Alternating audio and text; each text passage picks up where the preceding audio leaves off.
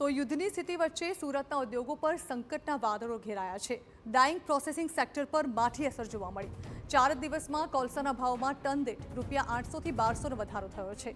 સમુદ્રી માર્ગે આવતા કોલસામાં $8 અમેરિકનનો વધારો થયો છે। કોલસાના ભાવ વધતા પ્રોસેસિંગ ચાર્જ 15% વધે તેવી શક્યતા છે।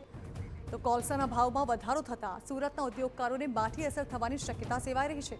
પરંતુ જો ભાવ વધારાની આ સ્થિતિ ચાલુ રહેશે તો કાપડના પ્રોસેસિંગ ચાર્જમાં 15%નો વધારો થવાની શક્યતા છે।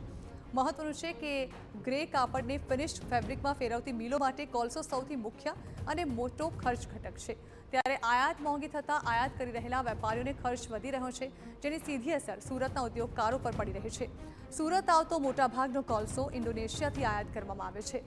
ત્યારે આંતરરાષ્ટ્રીય સ્તરે ફ્યુઅલ ચાર્જમાં બહુ મોટો ફેરફાર ન હોવા છતાં સ્થાનિક આયાતકારોએ ભાવ વધારતા ઉદ્યોગકારોમાં અસમંજસની સ્થિતિ સર્જાઈ છે। બીજી વસ્તુ કે જો યુદ્ધ લાંબુ ચાલશે તો ઉદ્યોગોને માટે માત્ર ટેક્સટાઇલનો ઉદ્યોગ નહીં પણ બીજા અન્ય ઉદ્યોગો કે જે લોકોનું રો મટીરિયલ કોઈને કોઈ રીતે બહારથી આવે છે તો એવા સંજોગોમાં ઉદ્યોગોને આગળ ચલાવવા માટે કોલસો મળશે કે કેમ તે પણ એક બહુ મોટો પ્રશ્ન છે।